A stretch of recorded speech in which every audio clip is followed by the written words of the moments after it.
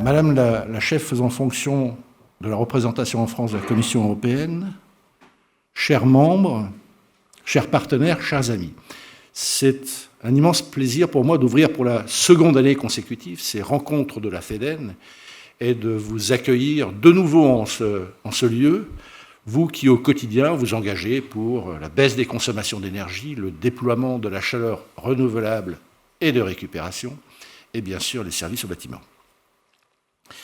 Alors, ce qui nous rassemble aujourd'hui, c'est, je pense, la conviction que sur ces sujets, sur le sujet de la transition énergétique, plus que jamais, le temps est à l'action.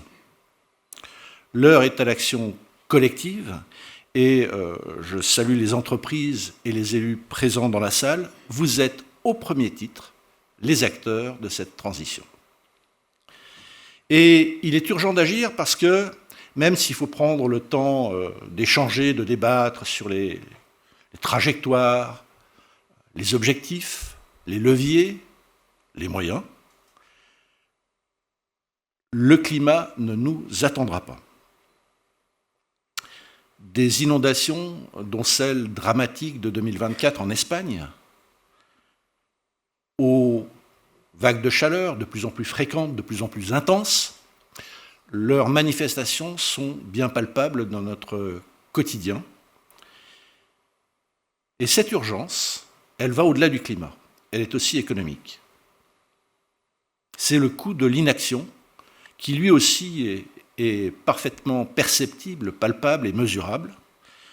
Et dans le domaine des coûts, comme dans celui du climat, si nous n'agissons pas plus vite et plus fort, ces conséquences, elles iront en s'aggravant.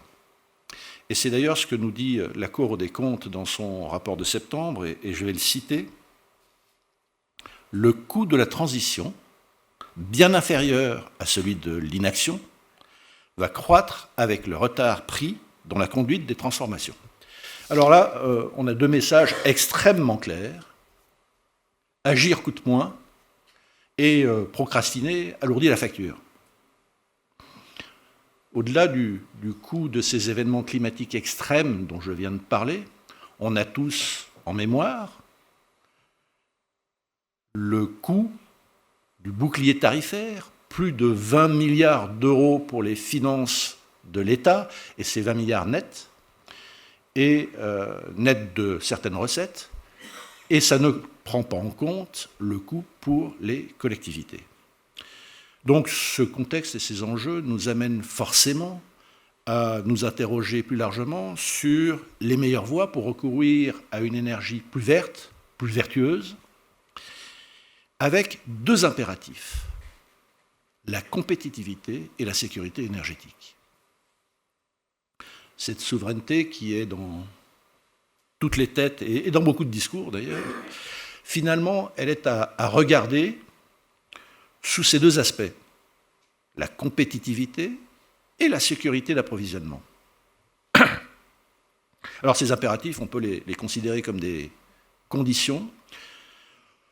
Nous, à la FEDEN, on les regarde plutôt comme des opportunités parce qu'on est convaincu que notre action, les solutions qu'on porte, elles contribuent à répondre à ces deux enjeux. En diminuant notre dépendance aux énergies fossiles importées de la Russie ou d'autres pays lointains, mais pas forcément plus amicaux, en mobilisant toutes les ressources du territoire, la géothermie, la chaleur de récupération, sur le traitement des déchets, sur les processus industriels, le solaire, le bois énergie, nous nous protégeons de lourdes conséquences. Risque de pénurie, flambée des prix, comme on a pu le percevoir en 2022, et qui peuvent se reproduire à chaque instant avec les conséquences sur la compétitivité des entreprises, sur le pouvoir d'achat des ménages et bien sûr sur les finances de l'État. C'est donc de ces enjeux que nous allons débattre aujourd'hui. Comment, en tant qu'acteurs de la transition énergétique, allons-nous pouvoir agir? Dans quel cadre et avec quels moyens? Et bien sûr, ce cadre c'est pour nous, en premier lieu, la programmation pluriannuelle de l'énergie, sur laquelle nous avons tant travaillé, mais qui reste à concrétiser. En l'absence de décrets, de lois qui confirment les trajectoires et les objectifs, on doit continuer à avancer, on doit continuer à tracer notre sillon. Alors que le contexte politique est complexe, au plan national, mais aussi au plan international, on doit poursuivre notre travail, et c'est ce qu'on fait à la FEDEN, à tous les niveaux, avec les services de l'État, avec les régions, avec les collectivités, avec l'ADEME et nos partenaires du Club de la chaleur renouvelable. Mais ce cadre, il se définit beaucoup au niveau européen. Et là aussi, on travaille avec nos associations européennes, Euroheat and Power, l'association des réseaux de chaleur, nous accompagnera d'ailleurs aujourd'hui, puisque son président nous a fait l'amitié de venir participer à une table ronde. Et puis, bien sûr, on travaille avec la Commission européenne, à Bruxelles, avec sa représentation permanente. Et je veux saluer et remercier Mme Jessica Larsson, qui nous fait le plaisir d'être avec nous aujourd'hui pour débattre. Et je voudrais le dire, à ce niveau européen, ce dont on a besoin, c'est un soutien à la mise en œuvre. Ce que l'on attend, ce n'est pas un nouveau paquet législatif, il faut se le dire, mais une impulsion, un soutien, et puis aussi une coordination, parce que pour qu'une politique soit efficace, il faut qu'elle soit partagée. Et il y a une initiative que je voudrais particulièrement saluer, c'est le travail qui s'engage sur une stratégie chaleur et froid. Le projet de PPE, toujours un projet, marquait déjà une prise de conscience sur ce sujet central, avec un doublement de la part renouvelable et de récupération dans la consommation de chaleur. Et cette stratégie le confirme. La chaleur, premier poste de consommation énergétique en France, mais aussi en Europe. Lourdement carboné en France, mais aussi en Europe. C'est un enjeu central pour la sortie des énergies fossiles. Et nous sevrer de ces énergies fossiles, ce sera d'ailleurs le thème de notre première table ronde. Cette stratégie, elle ouvre aussi le sujet du froid, sujet à part entière. Sa consommation va croître fortement, je dirais même exploser, parce que son besoin aussi va changer de nature, de confort à sanitaire. Et pour y répondre, ce que doit pousser cette stratégie, c'est les meilleures solutions. Qu'est-ce que ça veut dire, les meilleures solutions ? C'est les plus efficaces énergétiquement, qui évitent d'accroître les îlots de chaleur urbains, et aussi qui répondent aux contraintes croissantes sur les réseaux énergétiques, et je pense plus particulièrement sur les réseaux électriques. Et ça, pour nous, ça mérite un chapitre à part entière. Alors, sur cette stratégie, on a apporté nos propositions. Je vous épargnerai leur énumération, qui sera un petit peu fastidieuse, mais il y en a une que je voudrais quand même mentionner, c'est la valorisation de la chaleur de récupération. Il faut qu'elle soit au même niveau que l'efficacité énergétique, et d'ailleurs, ça tombe bien parce que c'est de l'efficacité énergétique. Et on a hâte de poursuivre le dialogue avec la Commission européenne sur ce sujet, contribuer à son élaboration, en tant que FEDEN, mais aussi collectivement avec les autres acteurs du Club de la chaleur renouvelable. Après cette prise de conscience sur le sujet de la chaleur, il y a d'autres raisons de rester optimiste face à cet immense défi. C'est des résultats positifs, eux aussi, et concrets et mesurables. L'année dernière, j'avais mentionné le fruit de la mobilisation sur le sujet de la sobriété qui d'ailleurs a été accompagnée d'un certain nombre d'actions d'efficacité énergétique. Et ça s'était traduit par une baisse de 8% des consommations de chaleur entre 2021 et 2023. l'engagement des entreprises de la FEDEN sur le terrain pour accompagner les collectivités, les bailleurs sociaux, les gestionnaires de bâtiments tertiaires ou encore les industriels. Cet engagement, il se concrétise aussi dans d'autres chiffres. Cette année, l'enquête annuelle des réseaux de chaleur et de froid nous en témoigne, puisque c'est une très belle année, que ce soit pour la chaleur et pour le froid. Alors, les réseaux de chaleur ont augmenté leur livraison de 9,3% par rapport à l'année précédente, corrigée des climatiques évidemment. C'est un record historique en termes de croissance. Et puis, dans le même temps, les réseaux de froid, eux aussi, ont connu une très belle progression et ils s'imposent de plus en plus comme une réponse concrète à l'adaptation au changement climatique. Alors bien sûr, cette croissance exceptionnelle est le fruit du cadre favorable mis en place par l'État depuis plusieurs années, et puis par le choix de nombreuses collectivités d'utiliser ces infrastructures pour répondre à la crise énergétique qu'ils venaient de vivre en 2022. Et cette dynamique a aussi été possible grâce à l'accompagnement et au soutien du Fonds Chaleur, dont les moyens ont évolué en cohérence avec cette dynamique.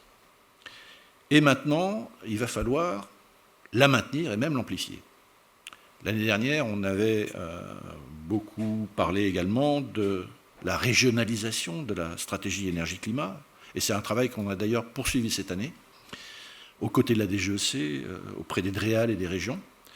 Mais en fait, on le sait bien, les projets, ils naissent au plus près du terrain, initiés ou accompagnés par les collectivités locales.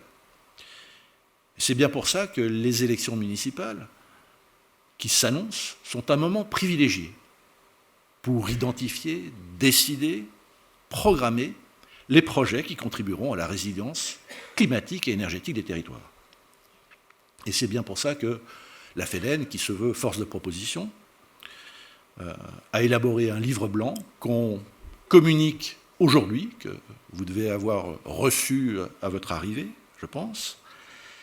Et ce livre blanc, finalement, il propose sur 4 axes: moins consommer, se chauffer, se rafraîchir et stimuler l'activité économique, des clés concrètes, pragmatiques comme on sait les faire à la FEDEN, et puis quelques retours d'expérience, parce que l'illustration est importante, et on espère que ça contribuera à la réflexion sur cette feuille de route qui va s'élaborer dans chacune des collectivités. Bien sûr, vous l'attendez, et c'est un sujet qu'on ne va pas éluder, qu'est-ce qu'une ambition sans des moyens? Et comment peut-on la concrétiser? Malgré le contexte extrêmement complexe sur les finances publiques, on ne peut pas éluder cette question. Et c'est justement dans ces moments de contrainte qu'il faut savoir être sélectif, faire les bons choix, et même, quelquefois, mettre plus à certains endroits, parce que c'est là que l'impact, le rendement, pour utiliser un terme qui nous est familier dans nos métiers, sera le meilleur. C'est bien sûr le cas du Fonds Chaleur. Alors on connaît tous cet indicateur des euros par tonne de CO2 évité qui témoigne de son efficacité unique. Il a bien d'autres, ce qu'on appelle les externalités positives, donc bien d'autres qualités, mais tout à l'heure, Sylvain Wasserman, qui sera avec nous, le développera beaucoup mieux que moi. Je me contenterai de dire quand même que malgré l'effort consenti cette année, malgré celui qui est traduit par un projet de loi de finances 2026 qui le maintient encore une fois à 800 millions d'euros, on est loin du compte, il faut aller plus loin, sensiblement, il faut passer le milliard. Les projets qui sont prêts à démarrer, qui représentent 1,5 milliard de besoins d'aide, ces projets, ils le méritent, et c'est aussi nécessaire pour soutenir le déploiement des réseaux de froid. Et sur la rénovation énergétique aussi, ne relâchons pas l'effort. Ciblons mieux. Sur MaPrimeRénov' CoPro, cibler mieux, ça veut dire que, certes, les moyens sont contraints, mais qu'il faut ne pas hésiter à recourir au contrat de performance énergétique, parce que c'est ce qui va garantir que les soutiens y créeront des baisses de consommation, celles qui sont attendues et dans la durée.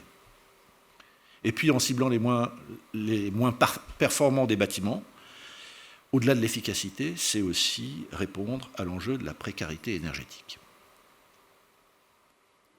Enfin, pour voir le jour, ces projets demandent des talents pour les concevoir, pour les mettre en œuvre, les opérer. Et ces moyens humains, eux aussi, sont sous tension. Attirer les jeunes vers nos métiers, alors même que les professions techniques voient les vocations se raréfier, c'est une condition clé de succès pour cette transition. En 2024, c'est plus de 6000 recrutements pour notre branche, dont 20% sont des jeunes de moins de 26 ans. Et là aussi, la FEDEN s'engage. Elle s'engage dans la visibilité de nos métiers, par des actions sur le terrain, avec les lycées, les collèges, dans des forums. Et puis, elle s'engage encore plus concrètement par son centre de formation par l'apprentissage, son CFA, dont les effectifs ont presque doublé cette année et qui ouvre 2 nouvelles classes. Donc un très beau succès que je voulais également saluer. Et puis on s'engage également aux côtés du plan d'action lancé par monsieur le haut-commissaire à l'enseignement et à la formation professionnelle, et dont je suis sûr qu'il nous parlera cet après-midi dans la table ronde à laquelle il participera. Nos métiers créent des emplois, ils se développent, parce que la décarbonation, c'est bien une opportunité économique, et ce sera d'ailleurs le thème de notre dernière table ronde de cet après-midi. Donc je vais passer maintenant la parole à Olivier qui va animer nos débats, et je vous souhaite une passionnante journée, animée de façon dynamique, avec tous nos intervenants.